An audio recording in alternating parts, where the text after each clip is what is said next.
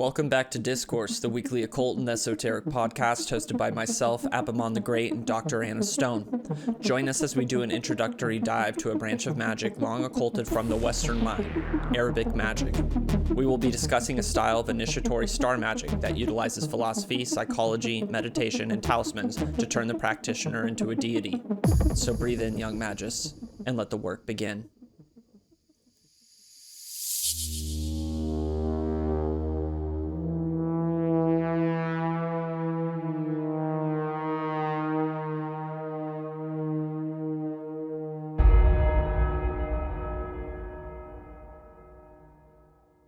Three, two, one. Okay, welcome back to Discourse with myself, Abammon the Great, joined as always by Dr. Anna Stone. Hello. Bismillah, Dr. Anna Stone. Okay. Yeah. Yes. Yeah. So this week, we are going to be exploring something I'm super excited about. And I know nothing about. So before anyone says something like, "Oh, Dr. Stone didn't contribute to this conversation," I'm fully admitting that again, like I did the last time, about this. This is your area of expertise completely. You've kept me in the dark on purpose because the work that we do together oftentimes involves these things and it's better that I don't know. Also, I've never had any desire or, need to get into it. Right? Yeah. So I don't know anything, so we're going to learn from you. Yeah, so we're doing Introduction to Arabic Magic, and it's an introduction, but it is by no means... An introduction. It's not easy. Beginner. Okay, yeah. So the problems with Arabic magic is that Arabic magic is mostly in Arabic. Arabic is an incredibly difficult language to learn, especially as a Westerner. And then all the material that... like the native Arabic speakers, because they're usually Muslim, this literature that makes up Arabic magic, they don't want to translate it. They don't want to put their hands on it. It's off limits, right? Yeah. So it's only been very recently that there's been this kind of push in academia towards studying Islamic esotericism and Islamic magic. And this is like in the past decade, and it's been opening up a lot of the floodgates. A lot of material has been making it into the West, which is what makes this field so incredibly exciting because there's a lot of missing links in Arabic magic. And I kind of like fell into it. Now, my Arabic isn't the best. I definitely cannot speak it. Just last year, you were on that app. Yeah. Learning it. And I was like, you're crazy. Like, what are you doing? Like, you're not. But apparently, in that time, you did learn it enough to be able to decipher things to read it from a magician's standpoint. So I was using Duolingo, and then I have a meditation technique that I use to learn magical languages and magic alphabets, and that definitely aids in the process. We do have a lot of spirits in magic that are in charge of teaching you language, so it's like, why wouldn't you use that? I forgot that part, and I might be calling on some of those. But can I just say, you know how hard it is to be married to somebody that, like, when you're the one that's always has all of the skills and the things that they do, and everyone's like, God, you're doing that too, and you know how to do that, and then this one, it's beyond, like, you're so, I'm just a dork. I'm just a dork. So that's it. It's like, okay, you win. No, that's not what it is. Yeah. It's crazy. No, it's amazing. I love it so much. Because you're always just learning new stuff, and so many people say they do those things, but don't really do them. You actually do them. I witness it every single day. So let's talk about this. How did it fall into your lap? Through the Picatrix, for sure. So it was definitely the starter introduction tome. I think the best compendium of Arabic magic is going to be the Picatrix, and that in itself is a pretty intimidating tome, but that is kind of like the story of Arabic magic. It is a mishmash of a bunch of different stuff. And so when I say Arabic magic, this doesn't necessarily specifically mean it's from the Arabian Peninsula or that it's Muslim. exclusively. Okay. So Arabic magic is something from the Near East that exists in this wider milieu that was developed during the Islamic Golden Age, right? Okay. And specifically, the caliphate that I think is the most important to Arabic magic, at least in this context, is the Abbasid Caliphate, which would be the third caliphate, right? And this runs, I think, from the 600, I think 650 all the way up until the 1250s. Okay. Well, yeah, we'll get into it in a little bit. But the Islamic Caliphate, it extends from Persia to North Africa to Spain. So it's Spain. a large, Andalusia, right? Okay. So the Moors that are in the Iberian Peninsula during the Middle Ages. So you'll see a lot of the important tomes coming out of Spain, which might be a little weird for, people to be like, oh, here's an Islamic Arabic tome, and then they see that the author's from Spain. And it's like, well, there's a large period of history that was ruled by the caliphate. That's right. Yeah, absolutely. But yeah, it is, unless you think about the history class, you probably weren't paying attention. And and this is what really bums me out, is that like history has always been like one of my favorite subjects.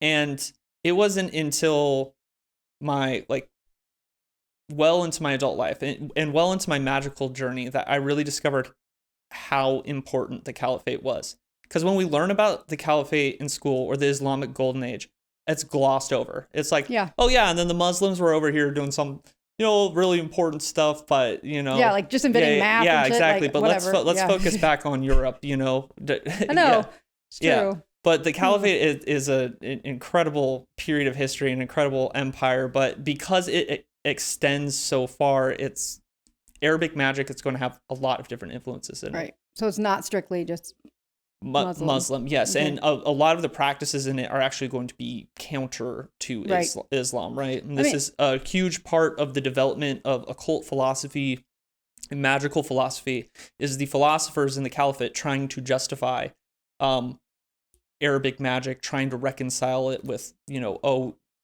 we can do this even though we're Abrahamists or we're Muslims and that kind of stuff. This is all mystics of any tradition, right? Yes. Like every single religion has their mystics, typically, and they all go against the grain of what is taught to the masses. Mm-hmm. So that makes sense, to me, but it would be hard to kind of, if they're having to struggle with it, I guess that's weird. Yeah. Because that's usually like kind of the paywall stuff, right? Behind the curtain stuff. Okay. So what does it include? So what's going on with Arabic magic when you say that? What aspects that we would be familiar with today? So there's a lot. Greek philosophy and Hellenic culture was a massive influence on the Islamic thinkers and the caliphate, right? Okay. So you're going to see a lot of remnants of Hellenic mystery religion. So that would include classical Egyptian religion, classical Greek philosophy.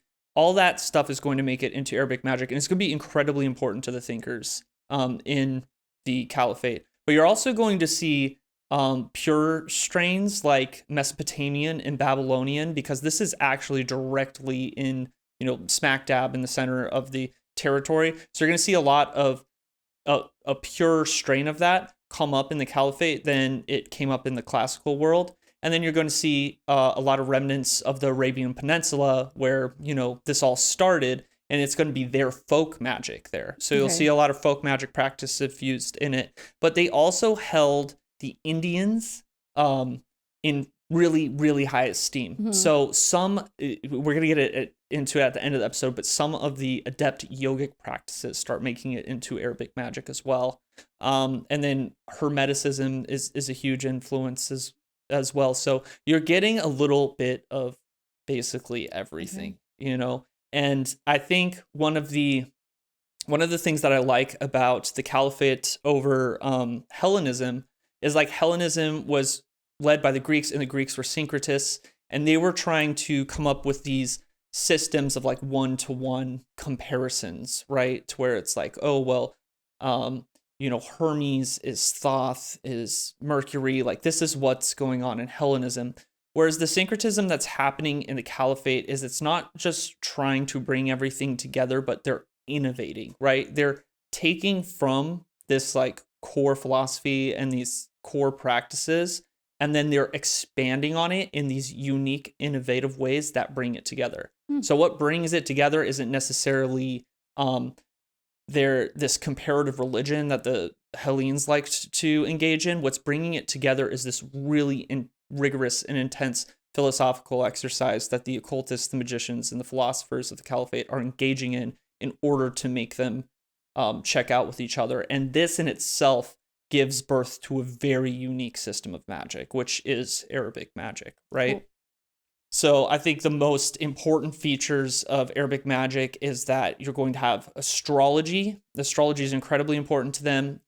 Alchemy, philosophical alchemy, really starts getting developed in the caliphate.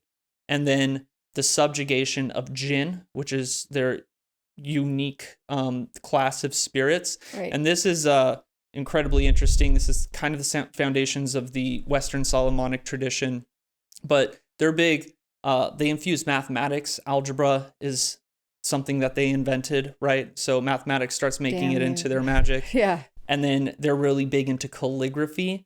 So their quote unquote Kabbalah is going to be different than the Hebrew Kabbalah, where the Hebrew Kabbalah is almost like algorithmic codes. You're going to call it the Abjad when you're dealing with Arabic. The Abjad kind of Kabbalah more has to do with like this calligraphy that's going on and these shapes that are going on in it.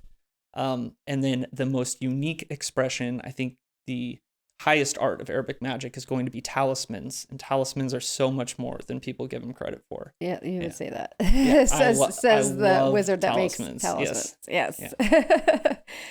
Right on. So just a quick question. I just came to me, like it just dawned on me to ask this question about the Djinn, right? Yeah. So they're mentioned in the Quran. Yes. Okay. So is that like the equivalent of angels? No, they're not. No, they're not. They're not angels. Yes. They're not like that vibe because angels aren't nice. Yes. They're not angels at all. Angels and Djinn are separate classes of spirits in the Quran. Well, I mean, I know. Yeah. Okay, I don't don't remember what the Quran says about those two things. I didn't know that angels were in there. Yes. But I was just wondering.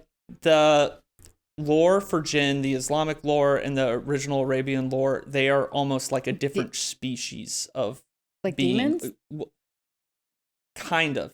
So they would call the Djinn that were demons. They have specific terms for them, which would be shaitan. Okay. Right. Saytan. Interesting. And so that's specifically the Djinn that are evil and want to hurt you and that kind of stuff. Saytan. Yeah. Like Satan. Yeah. Yeah. Huh. Okay. I don't know if that's intentional or coincidence or whatever. Who knows? Yeah. Yeah. Interesting. Okay. So, but Djinn is like a kind of umbrella term for a bunch, like they can be ambivalent. Yeah, yeah. They can be your friend. They can be neutral. Most of the time, they're mean and want to hurt you and trick you. Well, they want to get something from you. Yeah. Yes. Yeah. Okay. So. Okay. Yeah.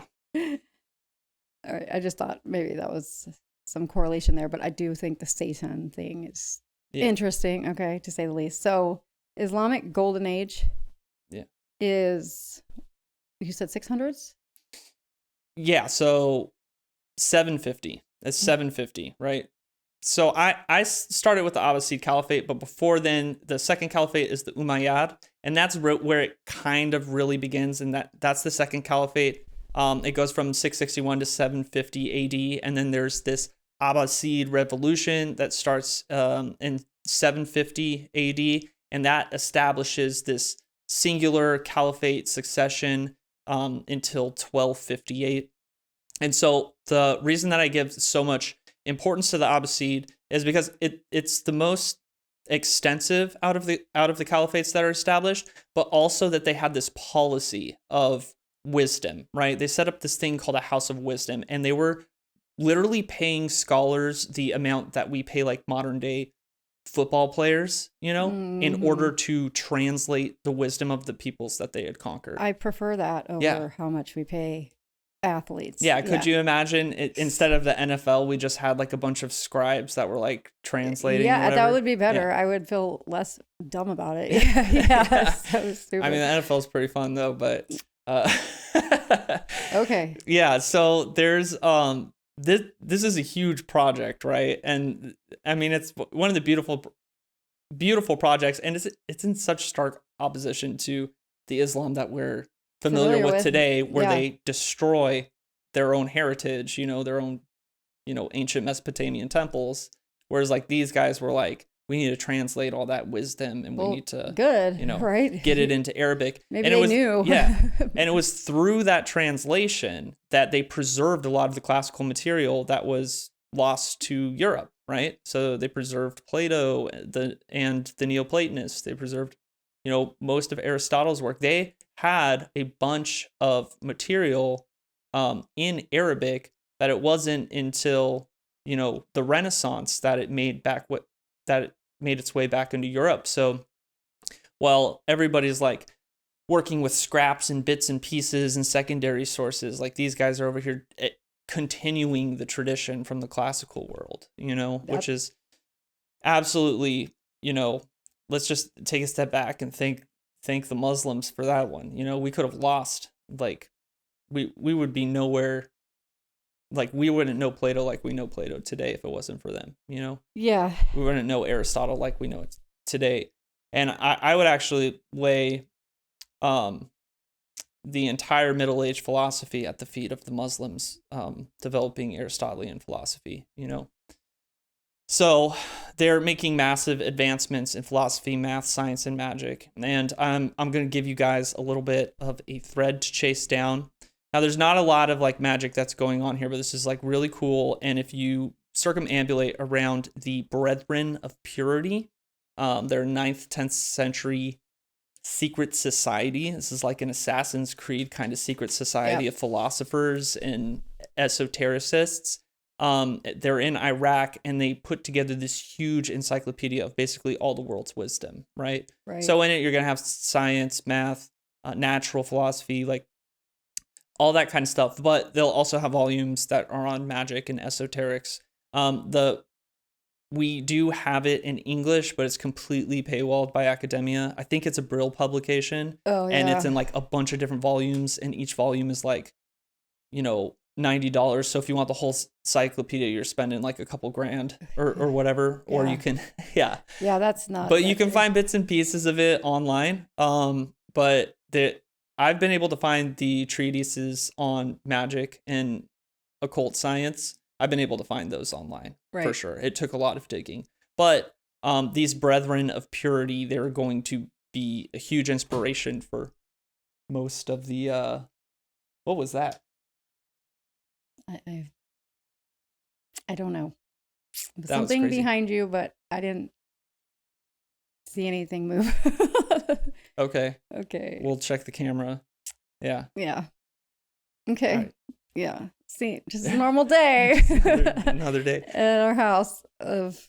They really weird. don't want us to do this episode. No. Yeah. They don't. Yeah. That I can tell you. Yeah. For sure. I don't know why. Because I'm exposing. Yes, the it's secrets. that. It is that. That's what I was told last time when we were doing it. I got that. I'm just giving threads. Giving threads. But I'm glad that I didn't have to say anything about it first. Yeah. Yeah. So, anyways, let's continue. Yeah. What were we just talking about? So, Brethren of Purity. Yeah. So a lot of the magus and philosophers and occultists that you're gonna find in Arabic magic, they're gonna be downstream of the Brethren of Purity somewhere. So if you start with the Brethren of Purity, you might be able to follow some threads and find some great tomes, that kind of stuff. So I'm gonna introduce you to those guys. Okay. All right. So now we have the Doctrines and Dogma. And the Doctrines and Dogma of Arabic magic, these are my self-assembled ones, right? Okay. And so this is going to deviate a little bit from the Arabic magic that we are used to in the West. The Arabic magic that we are normally exposed to is Djinn summoning. It's Solomonic magic. And so it looks a lot like demon summoning. And that we're all familiar with. That's not too hard. There is an entire world of Arabic magic that barely anybody is practicing. And if they are practicing it, they're usually Picatrix magicians or astrological magicians. But there's so much more than just that. So the doctrines and dogma that I've been able to assemble is basically there's this belief that the celestial spheres, that they have souls, right? And the celestial spheres are basically like, there's the sphere of Luna, there's the sphere of Venus, there's the sphere of the fixed stars, right? Okay. So each of these bodies has its own sphere. And is that, like, is that, when you say sphere, does that mean like the energy around it? Yeah, it's so when you're thinking of Ptolemaic universe, which would be the medieval universe, where it's geocentric, and then there's rings that surround the Earth, right? So or like an atom and its electron orbits levels. Yeah. Mm-hmm. And so the first sphere is going to be Luna, and then after that's going to be Mercury, and they're these like concentric circles that outline it and keep going out and going out. And so you call each one of those circles a sphere, right? So it would be the orbit of the planet. Okay. But you're working with a Ptolemaic model, which we know the universe does not. That's not how it works, right? Like, don't ask me. Don't ask me about. But this is an important part of, understanding magic, astrology, that kind of stuff. And so we kind of suspend what we know about the physical universe, about how it's heliocentric, in order to do appropriate magic. Because I think, in essence, it still works. Well, if we think of it as an essential model, because why? You know what I think about this? Like, what? I think that we make up shit. Like, the science makes up, and as a scientist, former scientist, I can say men make this stuff up. So we say that we say that we understand things, but we don't. Yeah. We don't understand them. We think we understand. But who knows? Like, at this point, this could be, I mean, the sun being, the center, I guess everyone agrees on that, right? Like, we all revolve around the sun. I guess that's what we agree on. But outside of that, I just say anything at this point. I don't believe anything that I'm told anymore until there's actual evidence. And evidence is not scientists saying, I told you so. So who knows? Maybe it's right. I mean, these things we've worked with. So there's that. I think on an essential level, it works. On a philosophical level, it works. Because really what we're talking about when we're dealing with magic is our personal relationship with the universe. So from our immediate perspective, a Ptolemaic, me as myself, a Ptolemaic model works because there's like a spiritual kind of well, you're here. Yes. And so whatever is going around you is the center. Yes. For you, that is accurate. But you can, but that's not science. And it doesn't have to be. It doesn't have to be physically accurate to be spiritually accurate, right? When we're talking about perception and consciousness, right? I know. Because perception and consciousness is right here. Yes. Yeah.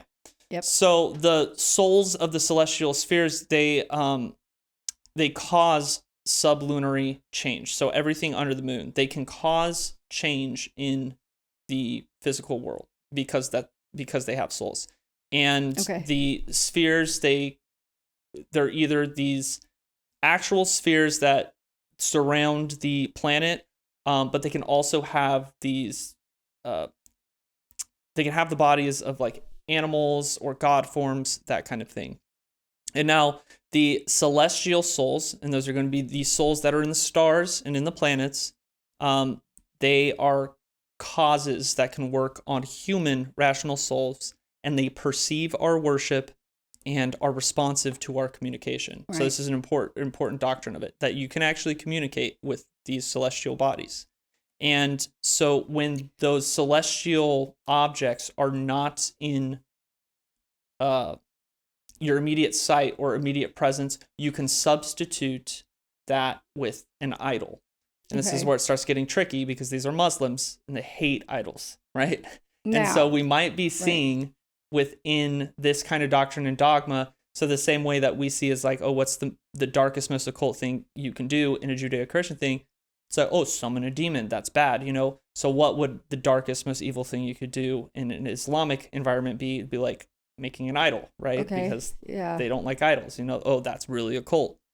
And then they have a concept called the perfect nature, right? And the perfect nature is the HGA. It's the personal daimon. And the perfect nature is incredibly important to operating Arabic magic. It is one of the first things you have to do in order get in contact with it in order to operate Arabic magic, because they believe that the perfect nature is going to serve as your guide through the rest of your work that you're going to do while you're doing Arabic magic. Yeah. So just about the stellar rays. Yes. So this reminds me of Tesla's radiant energy, right? Yes. And then so there's cosmic rays that are coming from the celestial bodies. And then people have stellar rays, which can interact with those cosmic rays, and you can manipulate them vis-a-vis like worship or prayer or meditation, spell work, whatever, to facilitate outcomes. Correct? Yes. So that is literally the same thing as what Tesla was saying. Right? Yeah. So this is one of the concept of the stellar rays, and this comes from a philosopher named al-Kindi, right? So this is another thread for you to chase down. De Radiis, or On the Stellar Rays, and al-Kindi is basically trying to work out how astrology works. Like, what is the mechanics behind it? And he has this he uses philosophy in order to come to this conclusion of the stellar rays, which is what you're talking about right now. These influences that were connected. Basically, the entire universe, it hangs in these invisible kind of strings, you might call them, or rays, that we're all connected to each other, and we can influence macrocosm, microcosm. Yes, exactly. And so it was considered cutting edge natural philosophy, which would be science, when it was dropped. We now know that it's not, but it's coming back as it is. Exactly. So there's something interesting that happens with al-Kindi's theory, is that there's different moments in history where it kind of makes a comeback, and people are like, wait, maybe that is how it works. Yeah. Just little, but quantum science now is definitely, promoting this idea as well. So, so al-Kindi's stellar rays, this is going to be absolutely essential to how you understand how this magic works. And you're going to see philosophy is a huge part of Arabic magic. Understanding philosophy is going to be directly correlated to your effectiveness as an Arabic magician. I'm also going to, there is a book called The Hidden Secret by this guy, Fakhr al-Razi. And this is going to basically be your Agrippa's 3 books of occult philosophy, but of Arabic magic, right? Okay. So it's basically him trying to iron out the philosophy of Arabic occultism, Islamic occultism, and it comes from the Middle Ages. Incredibly profound work. I mean, it's when I was reading that, I all of a sudden understood my practice, because my practice, I believe that it's revealed, right? My practice has been taught to me, like I started with the Picatrix, and then my practice has been taught to me by my daemon, my guardian angel, and the spirits that I interact with, and our experiments. And, and then reading through The Hidden Secret, this guy is literally outlining everything that I do, and I'm like, what the hell? That's like, this again is my revealing practice. your practice. And that's a really great sign, I think, to look for when you're engaging in the occult and esoteric practices, is the things that you just inherently do or like intuitively are drawn to. At some point, if you continue and you go deeper, those things that you just knew to do will show up for you somewhere in literature, right? And then it's a validation for you. I think that happens all the time. Yeah, it does. It's crazy. That's a lot of times I'll be told to start doing something, or I will just naturally start doing something. And then, I mean, The Hidden Secret, like when I started digging through it, this is like 4 or 5 years after I started practicing the way that I practice now, and I'm just like, this is what I've been doing for. That's what I mean. Like that's years. A really great. Those moments are those like synchronicities, I guess, where you're being validated, reading some ancient text that you had no knowledge of previously. That those moments are very valuable, I think, in a practitioner's like career. Yeah, right? It's affirming, and then also there's like a little warning, like red flag that goes off in my head, like because you're tempted to start engaging in reconstruction and to start practicing out of the books again, right? Because it very much is like, oh, like my system is all outlined here. I can just start doing exactly what this guy said. Yeah. It's like, like you're tempted to do that. And like, I think like reconstruction can be absolutely detrimental to your magical work, you know, because it's self-limiting. Limiting. Right? Yeah. 100%. I mean, it's great for framework knowledge, but for practice, keep going your own way. Clearly, if you're getting those moments where you're finding it in texts and you had no knowledge of it previously, like then that's a sign like, hey, you're doing it right. So, you know, don't stop and change it up now. Keep going, you know, the way you've been doing it. Right. Yes.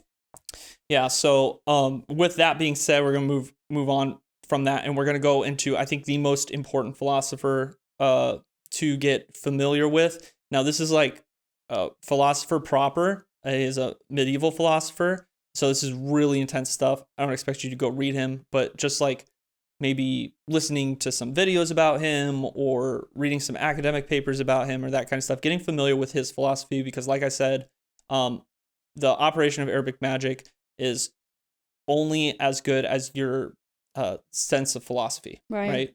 Like the philosophy behind what you are doing, right? Everything has intention. It is all, every aspect of Arabic magic is living and magically applying a philosophical principle. And so the most important philosopher, I think, to come out of the Caliphate is Ibn Sina, or the Latinization of him is Avicenna. He's a 10th century philosopher. He's considered Aristotelian, but he does have a lot of Platonic emanation, which is basically a chain of being.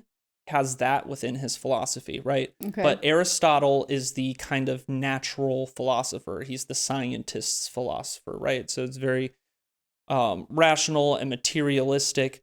And Ibn Sina, he influenced Thomas Aquinas, who is probably the most important theologian of the Catholic Church. So you're going to see Thomas Aquinas's magnum opus, Summa Theologica, is influenced by Avicenna. And so you see Avicenna, he's setting the standard for philosophy and theology for Christianity through the Middle Ages up into the Renaissance, which is pretty big deal. But basically, I think one of the most important things to take away from Ibn Sina is that existence is due to a cause that either necessitates or adds existence to an essence. So the cause must be an existing thing, and it must exist with its effect. And so this is basically saying that these two things, they're like the cause and the effect, they can't exist without each other, right? And this is like a huge part of Aristotle. Aristotle, he didn't believe in a separate world of forms. He thought that the world of forms was intrinsically linked to the material. And so if you see that Ibn Sina his philosophy is kind of like the cause and the effect, they're intrinsically linked with each other in order to exist. Like there's no being without not being. Yes, but, and you're going to see in the performing Arabic magic, and especially doing astrological timing, you're dealing with this concept of the fates, right? And how do the celestial spheres influence us, and how is it we can influence the celestial spheres? And it's using this philosophical principle of Ibn Sina. And this can almost be brought into a Hermetic understanding of as above, so below, right? The macrocosm is the microcosm, and that kind of thing. So I think it's really important to just point out Ibn Sina. And also, wasn't he like the early father of medicine too? Ibn Sina? Yes. Oh, yeah. He was. Maybe. So, no, I wasn't familiar with that. Yeah, he was. Yeah. So he's, the start of actual medicine being on the books. Yeah. So he did a lot. And then a lot of rulers of Iraq in their courts, right? So he was also like John Dee. Yeah. He's a pretty important, except he didn't. He was except very he wasn't. He didn't go. He didn't go off the rails. He didn't like lose respect. Like he's been one of the most well-respected, smart guys of all time. Yep. He had a book called The Book of Healing, Philosophical and Scientific Encyclopedia and the Canon of Medicine. Yeah. Yeah, so he definitely was not, doesn't seem like he was one to play to fancy. Yeah, no, I mean, Like he was John a Dee Renaissance man before the Renaissance, you know, like the Caliphate was the rest of the world's Renaissance. Cool. But yeah, so then moving on, we're going to go into, I think, the most famous magician, sorcerer, occultist from the Caliphate in the Islamic world is going to be al-Buni. You may have heard of him. He's famous for a book called the Shams al-Ma'arif, or in English, that's known as the Book of the Son of Gnosis. And this book, it is a large compendium of, you're going to have like Djinn conjuring, lunar mansions, elections for talismans. There's magic squares in it, a lot of calligraphy. The only thing is this hasn't made it entirely into English. We just got an English translation, and it's only an excerpt of it, I think like 2 or 3 years ago, from Amina Inlos. Right. But this is a notorious grimoire. It's massive. It's one of the most famous Islamic grimoires, and it's considered a black grimoire, but opening it up to the Westerner, it isn't going to seem that black. It's mostly astrological stuff. And al-Buni himself, he was a Sufi, right? Right. So he was like a holy man. It's just he was using magic, and so it's considered a black grimoire. But I think one of the lesser known al-Buni hits is going to be the Ber Hittaya conjuration. And this is a conjuration in which there's 28 god names of Allah, and they're invoked and used to subjugate jinn. Now, this is incredibly essential. I started using this last year. I think there is I think it's a Llewellyn Press book called the Ber Hittaya Conjuration. I haven't opened it up, so I don't know how good it is or how authentic it is, but it is online. But the Ber Hittaya Conjuration that I have been using is a more condensed form of it. And that one was done by a researcher, an academic, and I think you can find it on academia.edu. Which is, that and ResearchGate are great places to look up find this kind of stuff. Yes. Yeah, because it's free. Yes. And then a lot of them, even if they are paywalled, will still be on there. Because the authors will put we all put them on there. Yeah. So it's self-published, but yeah. So definitely. So in like previous episodes, I'm always going on about the importance of god names in like regular ceremonial magic, right? So in Arabic magic, if you look into the Ber Hittaya conjuration, and what I like about this researcher is he tried to break down what those god names meant, because nobody really knows what those god names mean. Okay. So he tried to figure out what those god names meant, and learning those god names, I have found, have been an excellent way like to wield authority over Arabic spirits, because sometimes the Western Judeo-Christian stuff doesn't work on them, you know? Yeah. I mean, I guess. Yeah. I don't know. It doesn't. Oh yeah. They're not going to like listen the way demons are going to listen. Yeah. Right. Okay. That makes sense. Not their vibe, not their pantheon. Yeah. Right? Well, they will actually, if it goes to their ends, they will affirm like you can't do the Jesus Christ test that you can do on demons with with the Arabic. They'll affirm, they're like, oh yeah, he's great. What are you talking about? And because they're trying to trick you. Yeah, exactly. Yeah. Because I've tried to, because they'll talk mad shit on prophets and holy men and that kind of stuff, and then but if I bust out the names, then and they realize it's not working on me, and I bust out the names, they'll tell me like, oh yeah, he's great, just don't listen to him, he doesn't know anything. Oh yeah. And it's like right. That's not how it usually goes with demons. With demons, they usually get irritated when you start pulling out god names, and the name thing is just it's interesting to me. Very interesting. Yeah. So I think we're going to take a little break right now. We'll come back. I just got to reset the equipment. Okay, so, cool. Yeah. Sounds good. We'll keep going, learning about some talismans. Talismans, yes. Cool. All right, welcome back. So we're going to move on to talismans. Okay. And I love talismans. So I know you do. Yes. So talismans seem pretty simple. And I think that in the beginning levels of it, you are following recipes. It's very much like a cookbook, right? But there's some really advanced stuff that is happening in talismans. And I think by understanding the philosophy and exactly how they operate, it opens you up to being able to craft your own and really get into this, what I like to call practical demiurgy, which is, you know, like pulling down the stuffs of the stars of the universe and embedding it into a physical object. Sure. And just, yeah, there's something that's the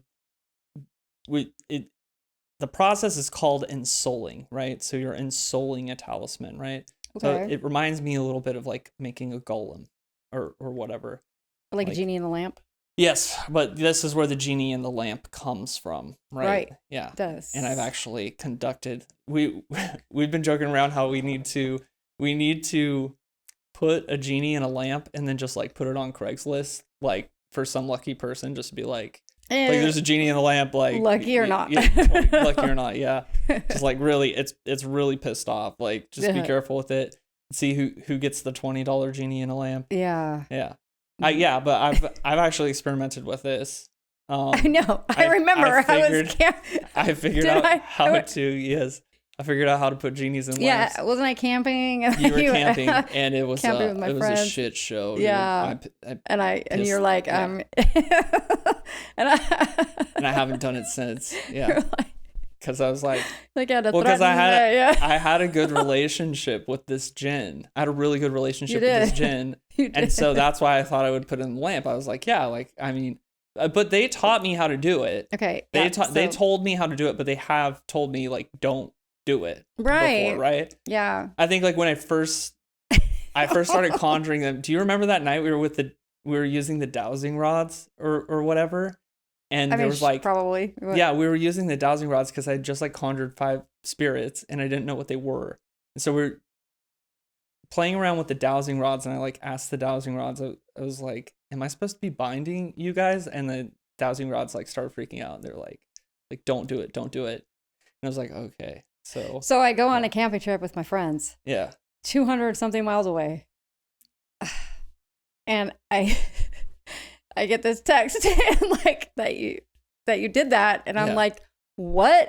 Why would you do that? Yeah. So there's that. So I had the house all to myself. There were no kids and you were gone. And I was like, okay, this is a really good opportunity to do some blacker stuff, right? Like just dangerous stuff. To do a little more dangerous experiment.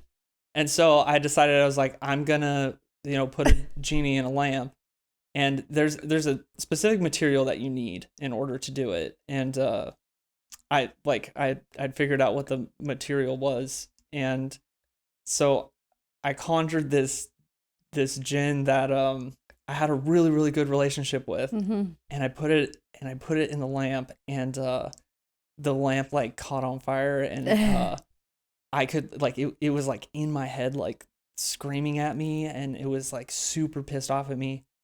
I know. I'm like, look at what happens. Yeah. I leave him home for 2 days. Then gonna burn the house down. Yeah, literally. My relationship with that Djinn has never been the same since. Yeah. Yeah, so. I weren't you again threatening it with your knife? What? Oh yeah. I started threatening it with my knife too, because I didn't know. Yeah, because I like pissed it off, and then that like, because I made it mad, and then so it started getting aggressive with me, and so I pulled my knife out, and then that made it even more mad. And then and just our neighbors are just like, what? Yeah, and I'm just like over here like screaming in Hebrew and Arabic, like to myself, waving a knife around while this like lamp's on fire. I know. Yeah. I walk out of the tent and I'm like, oh my gosh, guess what he did? And like all my friends are like, what? And I told them, and they're like, what? Because we're all on that witchy retreat thing, and they all were like, oh my gosh. And then I came home. I came home early because I was worried. Yeah, that was fun times for you. I'm like, oh gosh. So yeah, but we should put a genie in a lamp. Yeah. And I don't know. Give it to somebody. Yeah. Just if you're going to do that, you're going to break your trust with the Djinn for you sure. Don't say. Yeah. That. Djinn was not. I was like trying to explain to it too. I was like, it's just an experiment. Like, I'm not gonna keep you in there. Like, I told you how to do this, and you weren't supposed to do it to me. Like, I know. What? Yeah. So, but talismans.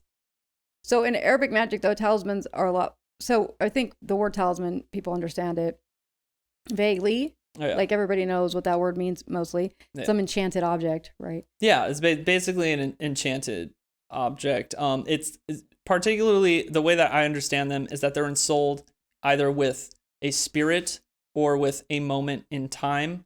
But those can border with each other, because the way that I've personally been understanding it for the past year is that every single moment in space-time has a specific spirit attached to it, and like a specific intelligence attached to it. And in this lies a pretty cool experiment that we ran, I think back in March, where we started generating spirits based off of locations in space-time. Right. Yeah. Which was pretty cool. It worked. It did. Yeah, it much worked. more than we anticipated. But so there might be a crossover, but the way that I personally understand it is that there is a it's either ensouled to the spirit or it's capturing a moment in time. Okay. But the talisman is known in the Arabic world as the high Hermetic art, right? And so talismans are an expression of the three Hermetic arts. I think it's where you take them and fuse them together. Okay. So you're using astrology, alchemy, which is in the materials that you're using, the transformation of materials, and we're going to get into a little bit later the transformation of the self that goes into it. And then there is the magic, which is the spirit conjuration, the ritual that you're doing, that kind of thing. Can I let me ask this question, because I'm not sure. So within Arabic magic, is it more about spirits than it is about intent or will? No. I think it's balanced. Okay. I think it's very balanced. I personally lean into spirit conjuration just because I like to experiment with that. Yeah. I like to explore spirit conjuration. I think I do spirit conjuration more than most magicians, unless they're specifically conjurers, right? I guess, yeah. You do it a lot. Yeah. Because most people, they'll do like offerings, or a lot of astrological magicians are dealing strictly with moments in time. I incorporate a lot of spirit conjuration into it because I came from a spirit conjuring background in ceremonial magic. There are people that are specifically spirit conjurers. It's like all they deal with are spirits, and those guys do it more than I do, right? So I'm kind of like leaning more into spirit conjuration than most people, but not as much as a straight up conjurer. And mine's just will. Yes. Mine is just my intent and my will. So they both work, apparently. Yeah, everything works. So, yeah, it all works. Yeah. But so the talisman, the specific crafting of a talisman, you're going to elect an astrologically appropriate time, and then you're going to use sympathetic materials, either metals or gemstones, and images during an invocation of the planetary powers and their spirits, right? This is what's going to power the talisman. A lot of astrological magicians do not conjure the spirits themselves. They'll just conjure the planetary powers. But if we're going off of a Hellenic model, that the planet's magical powers are enacted by daemons, which are spirits. So even if they're not calling on spirits by name, the operative force there, to me, is still a spirit. At least the way that I understand it. Okay. Right? So that's seems pretty simple and pretty straightforward. I promise you, it's not. There's a lot that goes into it. But this is how you can definitely create them by following the recipes, right? Right. So if you follow the recipes, you don't have to understand all those things, and they will work, right? But the more that you understand about how they work is where you can start customizing them. Yeah, you can go off book. Yeah. Like I've got a getting jacked talisman, right? I've gained 10 pounds of I got bigger in the past 2 weeks. Like who? Yeah. Like only guys would be doing. Let me gain weight. Yeah, let Talisman. me alpha bro this. Like fucking. I want to be ripped. I want to be jacked, dude. Like, but it freaking worked. Let me just say, okay. It is unreal. Like this, he thinks about going to the gym, and I literally can see it. Like it's not normal. I'm good. Okay, so this is, I'm starting to discover. So when we started this podcast, I was like talking about, I'm like really good at like lunar magic and powers of mind. But something I've been working on for the past like year now has been physiology. Yes. Specifically aesthetic physiology, right? Yes. And my magic has been mind blowing, right? Yeah. Yeah. Should we share should we share? Sure. Should we share? Oh man, sure, I don't know if I'm it's gonna have to cut this or not. Well, we developed an experiment back in, what was it, April? I don't know, man. Yeah. I'm not paying attention. It was like March or April, and it was to augment your breast. Yeah. And to make my boobs bigger. Yeah. And let me just say, like I didn't think it was gonna work. I'm gonna be honest. Like I didn't. I literally can't wear any of my button-up shorts anymore. Like 4 inches, right? It was a 4-inch gain. Like you went up 2 cup sizes. Right. Yeah, did not gain. No gaining weight. Not in the waist. Yeah. Nothing in that. Not pregnant. No other reason why that happened. We thought you were pregnant for a little bit. I couldn't believe it worked.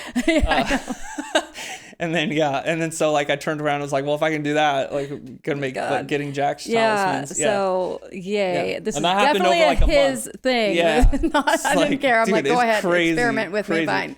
But it actually. So ladies, this is what happens when you marry a wizard. He might use his magic for selfish it's true. reasons. I literally never saw that coming, but it did, and actually has worked. I mean, like I'm not kidding. Yeah. I literally, like, my favorite shirts I cannot wear anymore because I can't button them shut. And thanks for that. Yeah. I know that again. So I'm just a willing participant and wife. Willing participant and wife. Yeah. We run a lot of occult mad science experiments. I'm like, I wonder if this will work. Well, I got the inspiration from Metamorphoses by Ovid. So the story of Pygmalion or whatever. And so I used all the materials from Pygmalion, right? So he terrible. Used, so I used like myrrh ink and like just like all stuff from Pygmalion, and it basically like repeated the ritual and then fucking turned it into a talisman, and it worked. Yeah. And it hasn't not worked. It hasn't like went back down. No, it hasn't. No. Which is weird because we haven't done any reinforcing on it. No, right? we haven't. No. So it just worked. Yeah. Okay. So it was great. So I mean, I'm sure that because we just discussed that other people, I don't know, mostly guys, probably some girls would be like, "Hey, how did you do that? How did I do that? That is Abammon. That is like, that is staying with me. Like my experiments with physiology, those have to wait for publication because that's it'd be posthumous publication. Yeah, it has to wait for publication because that's I can't give away secrets like that, dude. Yeah, no, like, but it's crazy. Yeah. I can't believe I'm even admitting that we did that or that it worked. But yes. Yeah. So you have skills. So this is the benefit of understanding how talismans work, right? You can do shit like that. Just like have an idea and be like, okay, let's do it. But so there's a belief that there are these heavenly active forces and they are being embedded in the passive forces that are the materials themselves, right? So the active force, the active will, the fire principle is coming from the stars, spirits, and then it's getting embedded. And so the Sabians, who we've talked about in our Pikatrix episode, we talked about the Iranian Sabians, right? Right. But the Sabians are held in esteem by Islamic philosophers during this time as the masters of this science which coordinates cosmology with psychology, right? With a Ibn Sina's style of psychology to achieve real effects. So you're seeing, once again, an expression of the Hermetic axiom is Ibn Sina's psychology with the universal cosmology, and is coming together in this talisman. That is what the talismanic art is about. And so it's that beautiful, beautiful performance of Hermeticism. Why I think it's like such a high Hermetic art. But the Sabians themselves, there are many different Sabians in the Islamic world. They don't know who the Sabians are, the Islamic philosophers are, right? Okay. They don't know who they are. But what's happening in the caliphate is that they're seeing this astrology practice that's all around them. Magicians are practicing it, occultists are practicing it. There are cults of people like the Iranian Sabians that are practicing it. They're trying to figure out what this is, and they're basically just calling it Sabians, right? They believe that the Sabians were the religion of of the Chaldees that Abraham himself rejected, you know? Yeah. They believe that those were Sabians. So the Sabians come from, you know, southern Mesopotamia, the Arabian Peninsula, Turkey with the Iranian Sabians. They're all over the place, right? And so the Islamic philosophers, they basically divide the Sabians, trying to figure out how they operate or what they believe in. They have 3 different categories to try to figure out who they are. They could be unrepentant, idolatrous polytheists. So basically, they're just worshiping stars, and the stars are the gods, and there's 7 of them, and this is just unrepentant idolatry. They don't care. However, they want to justify the Sabians' practice because there are a lot of Islamic magicians and Sufis that are engaging in this. And so they have another branch of Sabian category, which is the Ibn Sina philosophical, psychological astrology, right? Which is a worship of stars. And then the third category would be just a pure Hermetic monism, right? Where they believe in one God, gave it down to the 7 planets. So these are the 3 categories the Islamic philosophers came up with for the Sabians to try to figure out if they can do what they do, if it's allowed, right? So that's what we know about talismans. So we're going to go a little bit into Arabic astrology. Now, Arabic astrology is the pinnacle and vehicle of Hellenic astrology. So Hellenic astrology is kind of like not a codified or solid or agreed upon thing. It's scattered all over the place. And I think in my practice of astrology, I think classical astrology just doesn't really cut the mustard as well as Arabic. Yeah. As well as Arabic astrology. That's my personal opinion. Okay. However, some people think older is better, and so maybe you could go into Hellenic astrology if you like that. But it draws a lot of influence from Hellenic astrology, but because of the Arabs' incessant love for mathematics, they really ironed out Hellenic astrology and codified it and made it into something a lot more systematic and a lot easier to work. And this is what makes it, in my opinion, the pinnacle of astrology, because this is going to go on to inform Renaissance astrology and up into what we have today.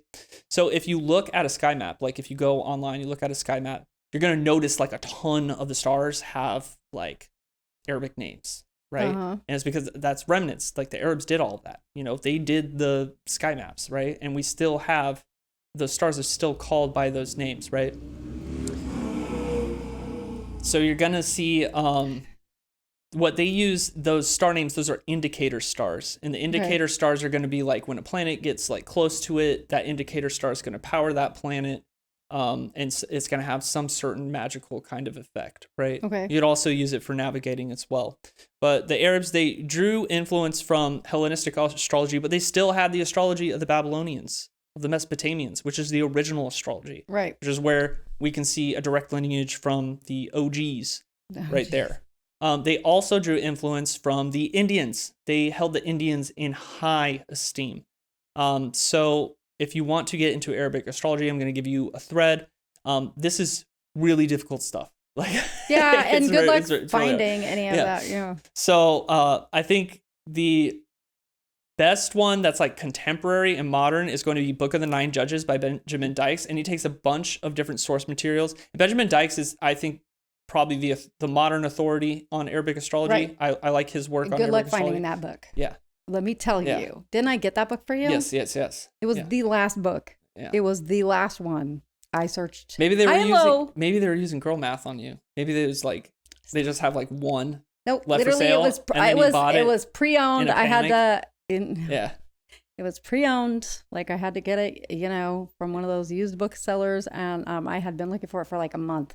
Yeah. It was not easy to get. Yes. And there's another book with the same title, which is not it. So yeah.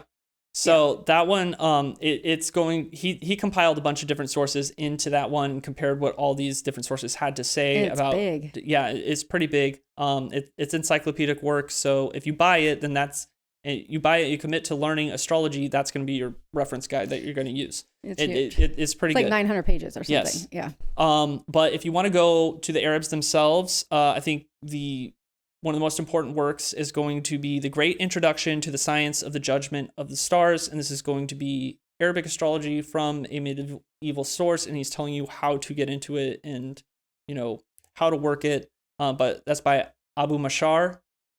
And then I'm going to have a hard time pronouncing this one. Pronounce that. The Yavana Jataka. Okay. So this is actually a really, really interesting book. So it's an Indian book that the Arabs are sourcing, but the title of it is The Nativity According to Greeks. So it's an Indian book on Hellenic astrology that informed the Islamic tradition, right? Okay. The Muslim tradition. And so it's kind of there's a debate, okay? It causes a little bit of a stir because the existence of this book basically is taking astrology away from the Indians and handing it back over to the Hellenes, right? Okay. Saying that Indian astrology is actually Hellenistic astrology and that kind of stuff. At least that's this guy, David Pingree, who translated this book. That's what he goes on to claim, and this upset a lot of people. But I think it's a really interesting link if you want, because you're going to see this book is going to get sourced in a lot of the Islamic and Muslim magical tomes. So if you want to go down there, learn Arabic astrology, check out those books. And then we're going to go into Arabic alchemy. And so Arabic alchemy, it is the scientific physical alchemy, where they're basically doing protochemistry, right? Mm-hmm. But their big development is philosophical alchemy. And this is ground zero for philosophical alchemy, right? So philosophical alchemy is what we think of when we talk about in the modern day as inner alchemy. It's the symbolic alchemy. It's talking about the transmutation of the soul. It draws influence from Zosimus of Panopolis, who is a 3rd century philosophical alchemist in Egypt. And so Arabic alchemy, it's in a tradition known as the Zosimus tradition. They basically are expanding upon it, right? So I'm going to give you guys a deep cut right here. There's no English of it, okay? No English. Good luck. This is called the Rutbat al-Hakim, and is the lesser known sister companion book for the Picatrix. Right. Yeah. Yes. So it is the alchemical. It's supposed to go hand in hand with the Picatrix. So the Picatrix teaches you astrology and talismans and spirits, and you're supposed to be doing the exercises in the Rutbat al-Hakim, which is like the workbook, inner alchemy. Yes. So that's the missing link in the Picatrix, right? So just keep your eyes peeled. I don't expect anybody to learn Arabic to read this book, but hopefully we'll be getting it's starting to make its rounds in the academic circles that are translating for the West. So hopefully we'll start seeing more of that material making its way over to us as Western English speakers. But I think one English book, though, and this was Mary Franz Louis, or is it Louis Franz? The Carl Jung's protege or whatever. Oh, yeah. Franz. Yeah. So she did a commentary on Ibn Umayil's Book of the Knowledge of Symbols. And in that, Ibn Umayil is basically exposing all the alchemical symbols, exactly what they mean, right? And this protege of Carl Jung, Louis Franz, she did a commentary on it, explaining even more in depth what it means from a depth psychology and analytic psychology perspective. This is an awesome book. It's in English. Definitely recommend it. But there is a compendium also. It's called the Corpus Alchemicum Arabicum of the Zosimus tradition. And this is going to have like the Rutbat al-Hakim, Zosimus, Ibn Umayil into it. So if you want to just like ground 0 to 100, get into Arabic alchemy and what that means, check out the Corpus Alchemicum Arabicum. which is a compilation of volumes. Is that because like Freud, Jung did the man and his symbols? Yeah. Right. Yeah. So she was carrying on his work. Yeah. Well, she was doing a commentary on Ibn Umayil, and Ibn Umayil is like Arabic alchemy is mystical union with God, basically. And Ibn Umayil was exposing what all the alchemical symbols mean because they speak in that coded language. And Ibn Umayil is like, I'm going to tell you what they mean. And then, but he's saying it in a mystics, like he's talking about mystic union.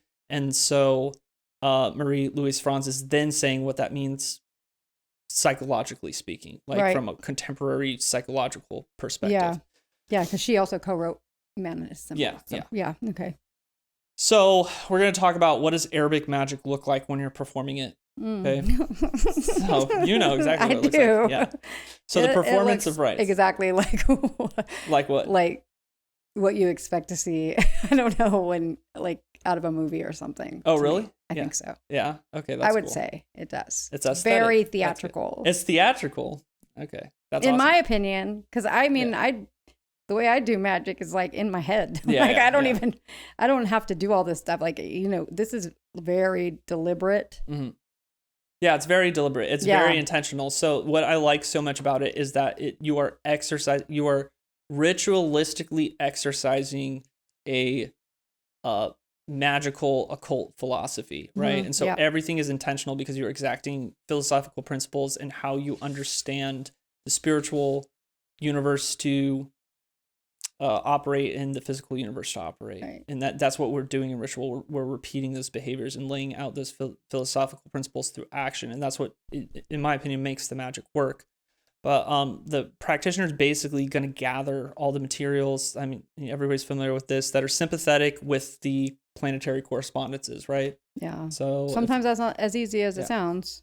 Yeah, sometimes it's not as easy as it sounds. I think you can freestyle it, like, if you are intuitive and once you've worked in the spheres enough to understand what it is. Like with me, like Venus, like I always aim for, does it feel like a wedding? Does it feel like perfume? Like that kind of stuff. I'm really big into scents, right? So I like perfumed kind of, smell with like lots of flowers and lacy stuff when I'm working with Venus. And because I'm crafting a vibe. These are all sympathetic to Venus because her essence is in it, right? Right. So this is an expression of ontology. Mm-hmm. And ontology is the nature of being. So the material, it harbors like this intellectual idea, this intellectual essence of Venus, right? Right, yeah. So if we associate Venus with marriage and the white lacy stuff, there's an essence in there. We associate the white lacy stuff with marriage, right? So we see this chain of relationship that's happening, and there's that's the reason we're collecting those materials. We're using them because by Venus is present in that material, her essence is present in that material, right? And so that material can then receive and be activated in magic. Like Venus can be activated and received in that material because her essence it participates in it, right? Right. Okay. So the practitioner is then developing a noetic connection, like an intellectual, psychological connection with the spirits of the sphere that they are going to be working with and the planet itself. It's like you're drawing, like you're creating a current for them to come to you. Right? Basically. You're putting yourself in their space and then like letting them you're making the environment like them and then making yourself like them, and then developing that connection so you're like one with the spirits and the sphere. And once you develop that connection, then you can direct that into the talisman. And so you're doing this, there's a lot of ascetic practice, a lot of discipline, and invocation of the spirits that is happening in this practice, right? So this is where the ascetic practice and the discipline, this is where it deviates a lot from modern occultism, because that's like in ceremonial magic and modern occult, ceremonial magic still has like discipline when it comes into like what goes to crafting the rites, and they still have purification and that kind of stuff. But like modern occultism is very much like you're doing the correct things, you're following the correct procedures. So the asceticism and the discipline isn't that required, okay, you know, because you've done all the right things.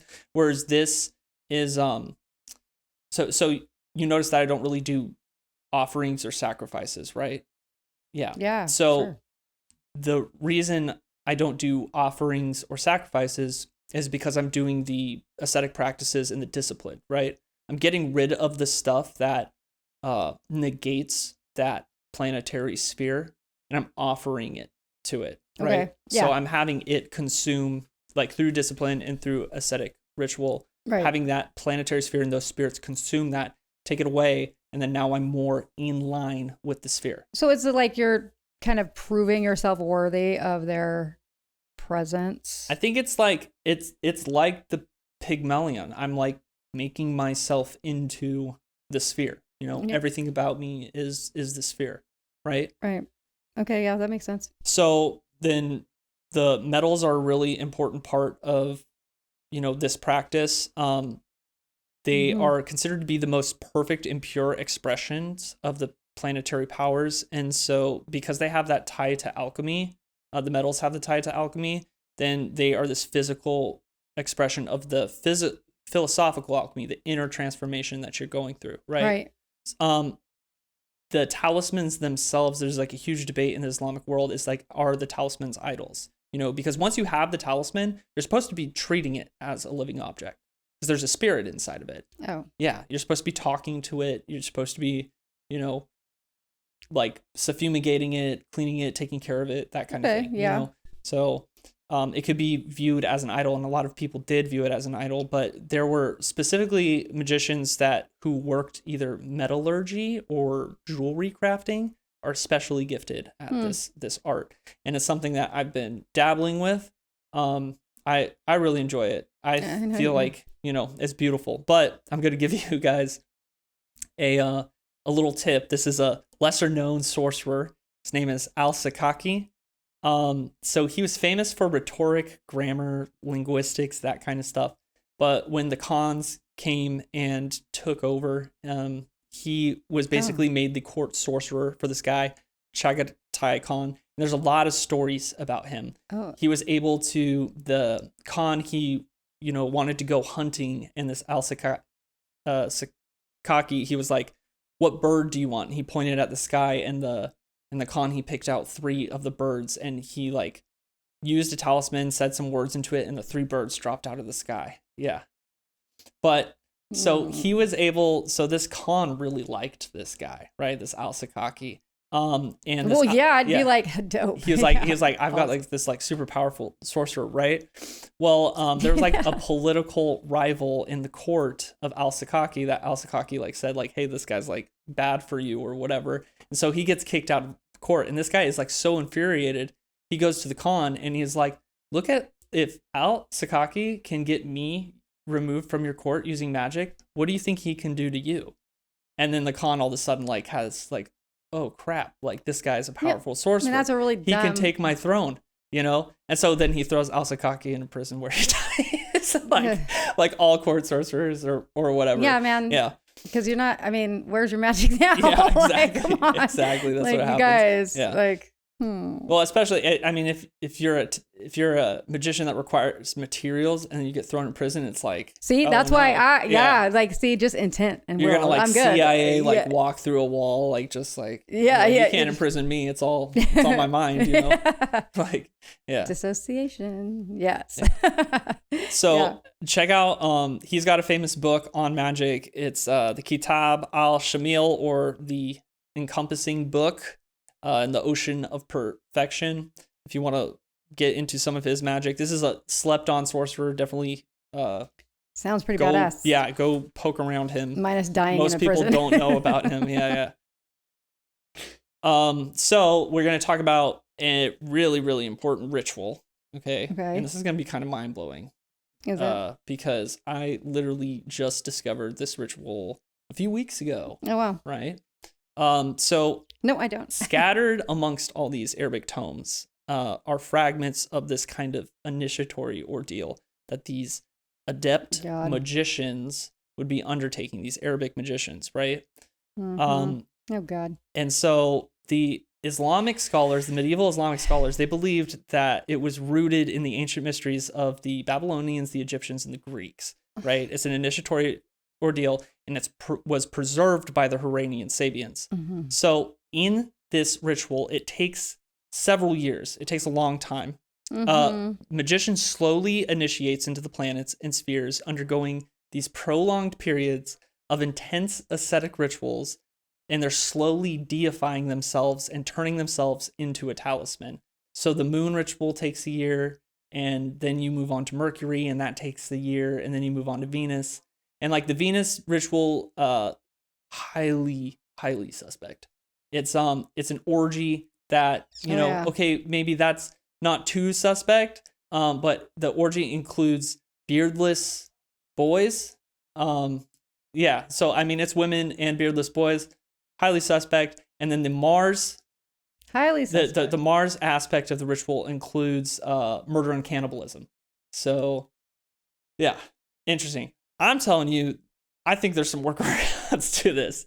But so the initiations, every time you initiate into one of the planets or the spheres, you're granted authority over all the spirits and the powers of those spheres, because you basically made part of your soul into a talisman of the sphere. Yep.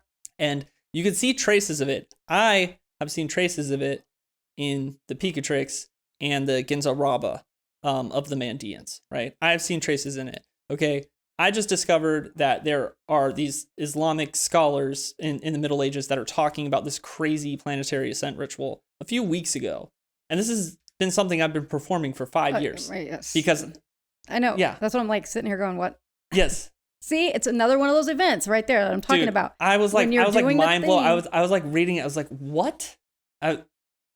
Because I say that, dude, especially when I read, it was like, it's going to take, each planet takes like a year to 2 years.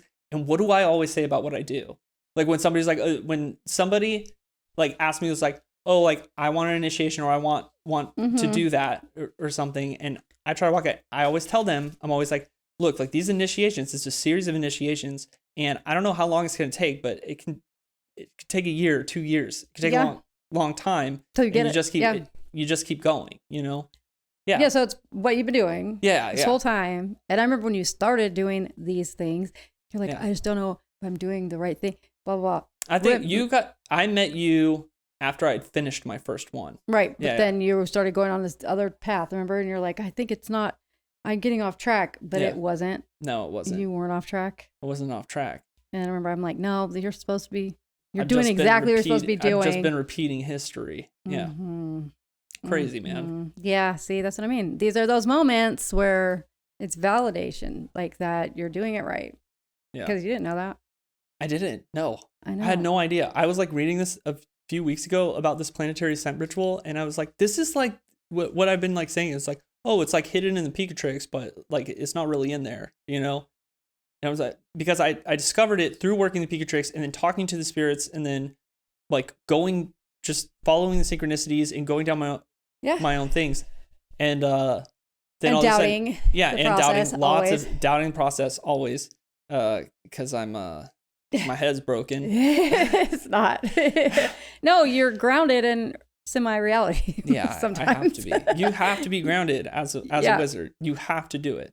Yeah. Because when you aren't grounded, then you end up like John Dee or al-Sakaki, in a prison, selling all your shit, selling all your crap, going to popes and stuff, telling them they're doing it wrong. Like, yeah. I know. Well, so one of the things that I'm also learning about this repeated story is that never involve your magic with politics. Huh. Yeah. Yeah, not saying that out loud right now, because I always say that. I was like, dude, like the worst, Blavatsky or the Theosophist issues when they started getting involved in social movements. Julius Evola's issue is that even though he was an incredible occultist and an incredible mystic, he was so wrapped up in fascist politics that he's completely besmirched and nobody will take him seriously because of it. And I always say, I'm like never get involved in politics with your magic and stuff. But now, like, when we're looking at, once again, on the historical record, this al-Sakaki, he's like messing around with like kings, doing doing magic, he gets thrown in prison. John Dee messing around in geopolitics, he gets thrown in prison. It's like, just don't do it.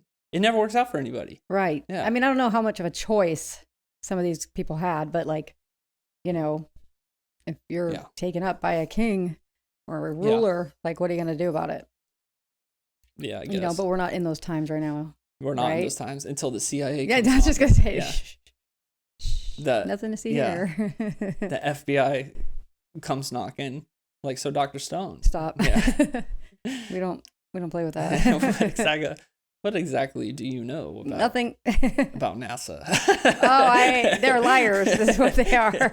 Liars that make up images about outer space. The second you say that, they throw you in the van. No, the second they're like, "Oh, she's crazy. It's cool." It's like no one will ever believe her. That's the beauty of it. Yeah. That's the beauty of it. Yep, they're brilliant, evil geniuses for that.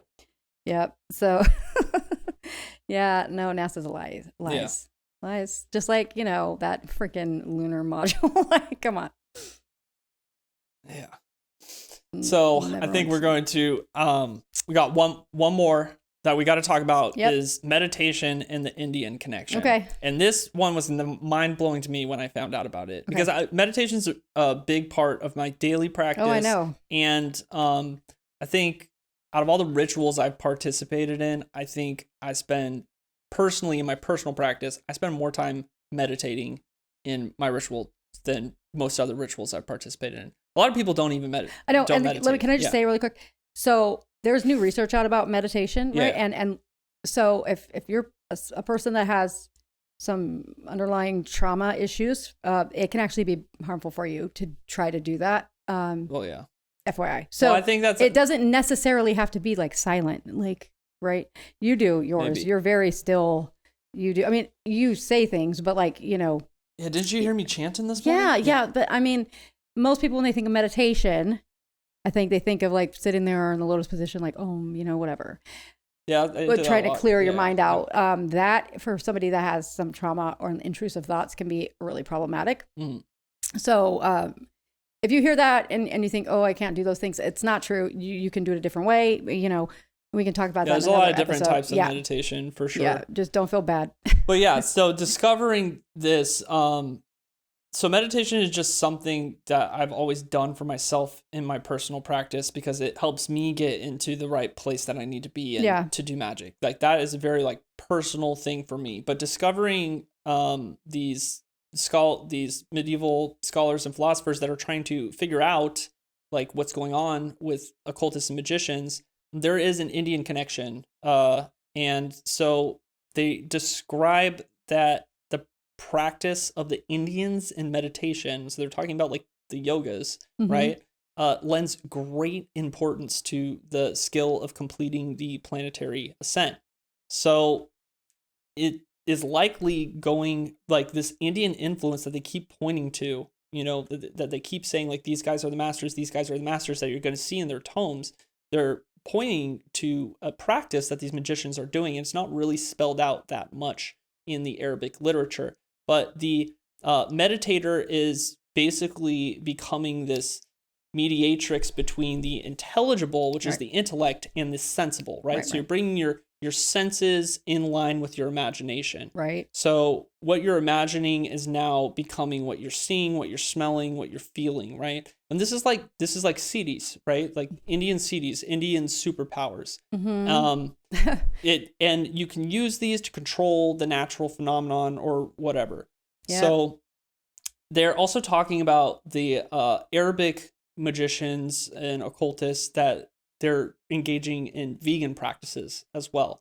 So we can see, once again, another Indian influence here. It's like, why are these guys these guys that are lending a great importance on this kind of like meditation where they're bringing their intellect in line with their senses so they can control their senses and manipulate things, right?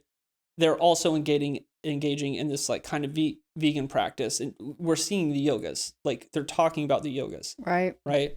So he can visualize all species of the forms, big and small. This is something that they're talking about. So being able to visualize the forms themselves, Plato's forms, being able to visualize those things. Schemas. Yeah. Right. And so there's an intense concentration that they're doing on the talisman and on the object of intent. So they're bringing the form down through meditation, making it sensible, and then channeling that through intense concentration into the object, into the talisman. So meditation becomes an incredibly important component within this art that I think is completely slept on. But I would like to point out that it is very common for adept magicians, like the great adept magicians, contemporary, they all tend to get into Buddhism at some point, right? They fall into Buddhism. Right. And so I think that might be lending into something that they get to a certain point where they realize that not only does the Buddhism provide them a sense of peace for their practice, the Buddhist practice provides them a sense of peace, but it also might actually help with the, Hermetic art. Well, I think here, this is another thing that I believe this is all just what people that are able to dissociate. Like that's what people that meditate attempt to achieve. Yeah. Is what somebody like myself can just do like that. Yeah. And you've seen it. Yeah. Like, I mean, now I have the EEG. I have the EEG. I'm a part of a study on mediumship for the Institute of Noetic Sciences. And so I have this, brainwave little gadget. Yeah, we should do an episode. I can show you guys. Yeah. I can literally, like that, cause all of my brainwaves to synchronize in the same frequency, like at the same exact levels, which is dissociation. And that's what people that are trying to meditate are trying to achieve, that people that are meditating are trying to achieve, is that exact thing that I just do all the time, randomly, naturally, at will. So again, if you're somebody that has like a hard time meditating, but you can dissociate, you're good. Like this is, as long as you can channel it proper, like as you can stay present while you dissociate, and it's hard to put that right. But you have to still be focused on something, not just like la la la, like off, not understanding where you are. But the dissociation is what I'm looking at here. And then also the animal thing. Yeah. Do you think it's because when you partake in, now I'm definitely a meat eater. Okay. Yeah. You know this. Yeah. But is it because when you're consuming that, you're consuming the essence of the creature itself, and then it can muddle that up? So I think it has, the way that I've understood it, and I think this is a pretty profane take, but this comes from Jewish practice. This might not be the most esoteric take. It's basically you have death inside of you when you have meat. But we do you. all the time. Our cells are dying constantly. Yeah, but so when you're approaching like deity or something, or some like if you're approaching the tabernacle, right? They didn't want the priests to have like carcass inside their bodies, because you're basically putting like a rotten carcass on the altar or the tabernacle when a priest walks up there and he's got flesh inside of him, right? But our cells are dying constantly all day long, every day. They didn't know that. Okay, that's what I mean. But we know now, right? So I'm saying, because that's a way to externally account for something that they didn't know about. Maybe, right? I don't know. Obviously I'm not a vegan, and I don't really, I do very light fasting if I'm doing intense ritual. So the fasting that I normally do is I'll switch either between a day fast or a night fast, right? So either I can only eat during the day, or I can only eat during the night, right? Depending on what I'm doing. But if there's something that I need to be especially purified for, then there'll probably be a day fast before that with bone broth, though. I'll drink bone broth. Isn't that also dead? These are the fasting things that I've developed. I'm just curious. Been handed down to me. Yeah. So I am personally at this point in my life not willing to adopt a vegan lifestyle to do magic. I'm sorry. It's working. You're fine. Yeah. Maybe your magic wasn't working. Maybe that will change. Maybe I'll run into some gnosis. However, I'm very much a circle of life kind of guy, and I love food. It was my career for a while, so. I love meat. I'm not no way. Yeah, but I think it's very interesting though that there is this like vegan connection, this kind of yoga into Indian connection that's happening in Arabic magic, and that didn't seem to make its way with once Arabic magic started influencing Renaissance magic. That didn't make its way into the European world, right? Well, Europe has no crops, right? So don't they have no crops? Were you saying that there's no, what are they going to eat? Oh, like the English? Yeah. One of my favorite. They don't have like a lot of fruits and vegetables over there, right? No, they're peas. Yeah, it was peas. Their big crop was peas. It was like Asia's got rice, like the Middle East, Mediterranean's got wheat and stuff, and then they just got like a bunch of British like, oh, these peas will get us through the winter. It's like, are you serious? Like you couldn't find. That's what I mean. Like, so they had to keep the meat in there. The peas didn't come in. We're gonna die. Peas didn't come in. You better eat rocks now. Yeah, we'll eat rocks. Our teeth are all broken. No, seriously, that's like bad. That's bad. I know. I just like peas. I'm just like, that doesn't seem like a sustainable population. Not really. Yeah. That's why they have those green kids. You know what I'm talking about? I'm sorry. I don't know. Sorry, off topic. But I'm just interesting. Because even with vegetables, it's still dead. Yeah. Maybe.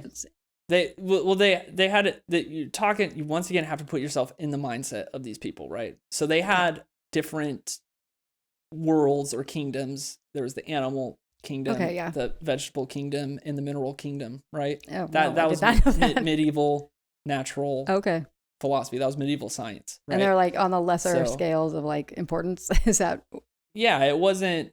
I don't know if they necessarily understood the vegetable kingdom to be alive like animals, right? Right. Yeah. Yeah. So right. Okay.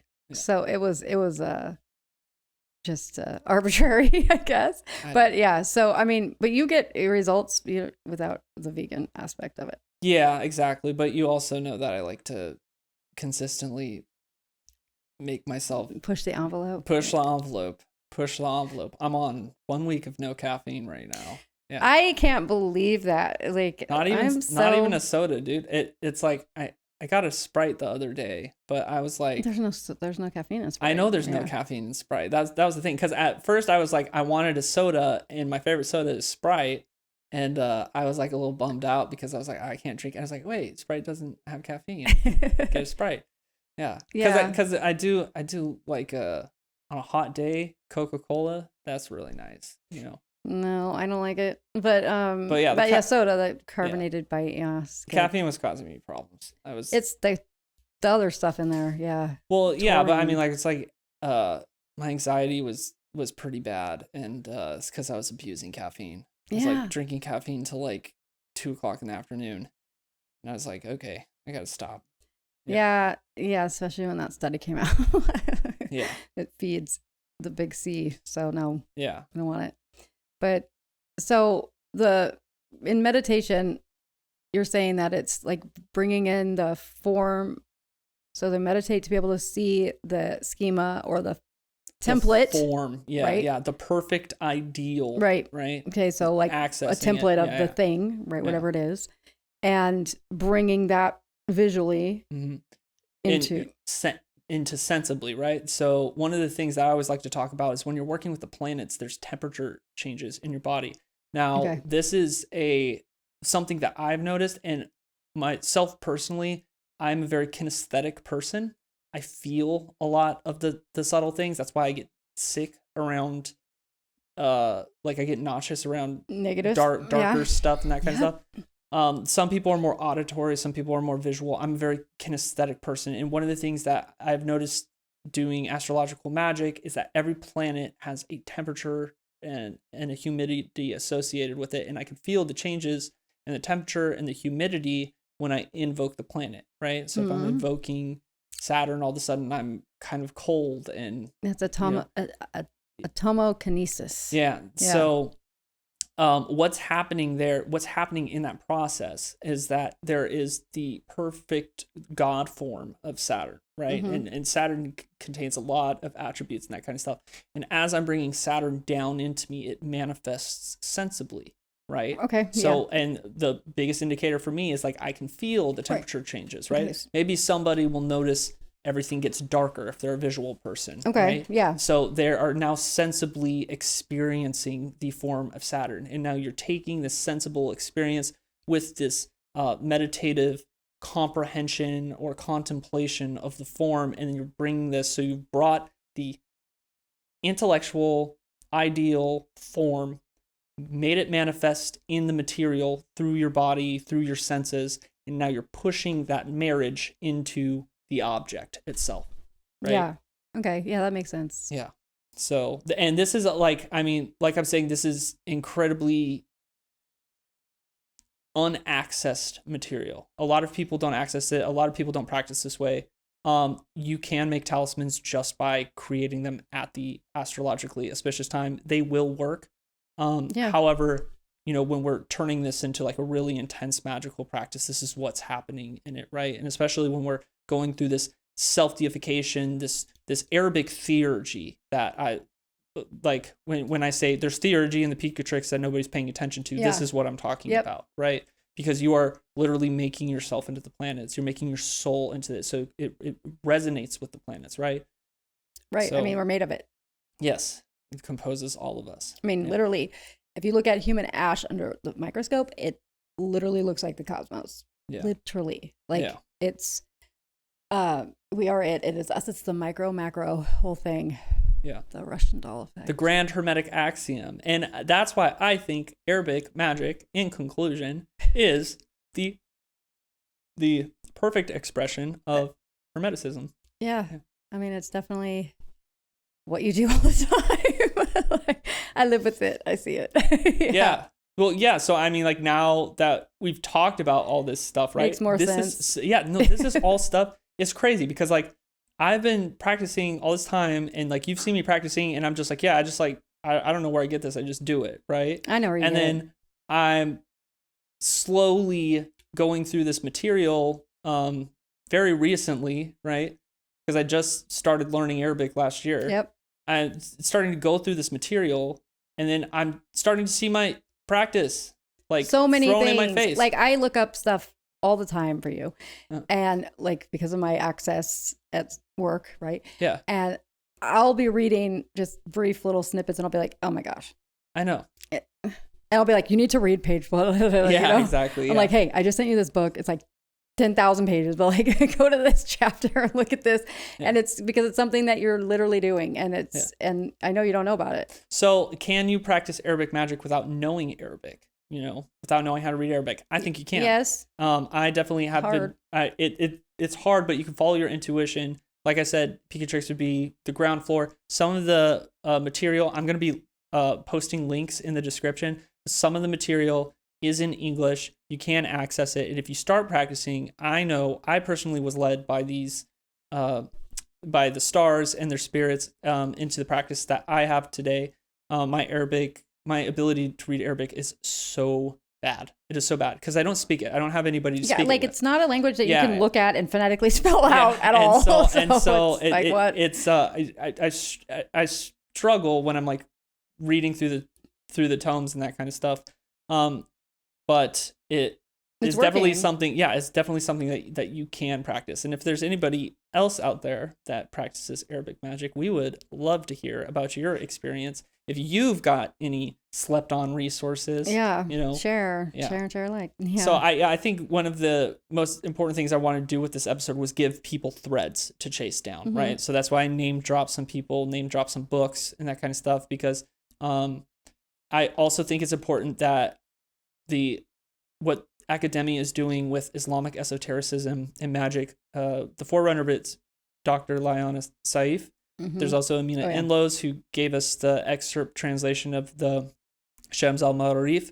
But if you pay attention on academia.edu and ResearchGate, you're going to notice academics are getting really excited about this, and they're starting to bring more of this material, and it's this whole realm of magic that we really haven't had access to as Westerners before. And it's super exciting. I love it so much. I know you do. Yeah, and it's been interesting for me to just tag along sometimes. Yeah. Well, the reason, so it's actually been perfect because when we run our occult experiments together, one of the things that I like to do and I try to do is I try to run blind experiments because, it's not that I don't believe you're a medium, but I need to know. I don't believe I'm a medium, so half I need the time. to know where the information is coming from, whether it's from a bias or an influence, if it's something I said. So it's especially helpful to practice, to be practicing this form of magic that's a lot of people don't have a lot of familiarity with, because when you give me information, it's like, I know for sure you don't know that. I literally don't. And I think every time that I'm literally spouting nonsense and I'm just waiting to get what the hell was that? And instead it's like, oh my gosh, blah, blah, blah. And I'm like, what are you talking about? Like, it's almost destabilizing because it's just like, how? How is this possible? Because if it was just my imagination, if it was just me making up shit, there's no way the amount of accuracy that you know what I mean? Like, it's not like I did a mathematical equation on it. And it was like, it was like, for this many things to be accurate in this many times was like more than it could ever, like, it was trillions, like 1 in 4 trillion or something like that, like chance. So that was for one thing, like, and then compounded with the multiples, and it was just like, wait, what? Like, oh my gosh, that really kind of hit me because I need science data to make myself feel better. And when I saw that, I was just like, oh my gosh. But I don't practice Arabic magic. I'm not obviously Arabic in any way, shape, or form. Like, I am the whitest person on the face of the planet, with literal heritage only from Europe. Like, so you can practice it because I've been able to, with you as the lead, converse with things. Oh yeah, definitely. Yeah, I mean, you can Arabic magic is syncretic. So I think that if you are coming from ceremonial magic, if you're coming from Hellenism, classical magic, I mean, the popular strains of Western magic, when you get into Arabic magic, there's going to be a lot in it that you're familiar with, that you can fill the gaps in, but then there's going to be extra stuff where it's like, what I love so much about it is that all the lacuna, all the missing pieces that are in Western magic, the Arabs seem to have bridged and innovated on, and it's definitely the most holistic Hermetic practice I've ever had. A lot more natural feeling, a lot more in tune than, Golden Dawn, which is touted as like, that's Hermeticism. Franz Barden is touted as Hermeticism. I feel like the Arabic magic is like the purest Hermetic magic I've ever practiced. It's like, I literally feel like I'm practicing the magic of Hermes Trismegistus. But, I mean, it looks like you are from your results so far, so yeah, it's very fascinating. And I still have no idea about it other than what we've talked about tonight, but it does give me a better understanding of what you're doing all the time. It gives me a better understanding of what I'm doing, like, I'm like, a lot of times I'm just freestyling it. I don't know what I do. I will say, however, this meditation connection that I unearthed, the yoga connection I've unearthed, has inspired and changed the way that I usually meditate in magic. I want to put that EEG thing on you when you do your meditation and see if anything changes. Yeah. So should we do next week's episode? Okay, so we're going to run an occult experiment tonight. Yeah. We're going to conjure spirits with an EEG on. Because I did a tarot reading. Okay, so I did a tarot reading, right? While I was wearing the thing. And totally to my surprise, my brainwaves were the most normal they've ever been. Completely separated in their frequencies as they should be. Completely like a normal person. Yeah. But that's not how they are normally at all. They're like, more closer together. And but then when I dissociate, it's just the one line. Yeah. But I thought during tarot I would be doing the same, and it was the opposite. That's weird. That's crazy. It was. Yeah. I mean, it's only Maybe one time. I got to try channeling. again. Yeah. Yeah. No, I wasn't channeling. I was just actually reading just cards. A regular reading. Yeah. So I think that was only a one-off too. So of course that's not valid. You got to have repeats and retrials, right? But we'll see. But tonight we're gonna do an experiment. Yeah, we're gonna conjure with the EEG on, and I'm really excited about that. Should we do our episode next week about the EEG experiments? I mean, I think we could do that, talk about that, and then like dissociation and hypnotic states, things like that, like how they're kind of kind of connected, how they are connected. So I think this is slept on for occultists, right? Because it was slept on for me for a long time. I was like, I practice magic. I'm not interested in this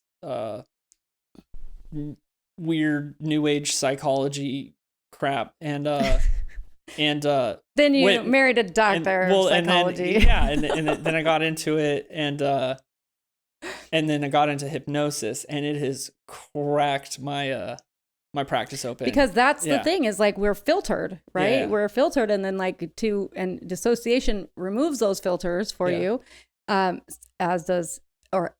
can hypnosis, like if it's done a certain way, right? Yeah. So I think it's interesting. I think people should. Be good. It is definitely considered a pseudoscience, but that being said, your insurance provider will cover it. Well, as treatment. It's considered a pseudoscience. So let's stop calling it a science and just be like, look, it's its own thing. But I mean, they pay for it. They only call it a pseudoscience if you pretend it's a science, right? And that's all. I mean, psychology is not science. Exactly. That's what I'm saying. That's exactly what I'm saying. And anyone that tells you otherwise is lying. Yeah. Because then they're just going to give you that label pseudoscience, and it's like, okay, just or fringe call science. it what it is. You're exploring consciousness. You're exploring. That's exactly what it is. It's, exactly. and guess what? There's no agreed upon definition of that pseudoscience. Then just be like, no, we're experimenting with consciousness, right? Yep, that's what it is. And so I think that would be good, because I'm sure a lot of people have dissociated. I'm sure a lot of people say they can't be hypnotized. Yeah. Right. Well, it helps too, once you're able to recognize the different states of consciousness. It helps you get into those states of consciousness. Yes, it does. Yes. So like once you can either visualize it or understand what's going on, then it's easier for you to go into a scrying state. It's easier for you to go into a hypnotic trance. It's easier for you to go into channeling, Right. Yeah, absolutely. I mean, that's just like I taught someone at work how to see auras the other day. Yeah. I was like, they're like, I can't see them. And I'm like, yes, you can. Here, let me show you. And I did it. And then they're like, I see it. Yeah. See, you hypnotized that person. You didn't even realize it. Oh, did I? Yeah. You gave them a suggestion and they accepted it because they accepted you as an authority. And then that altered their perception. That's hypnosis.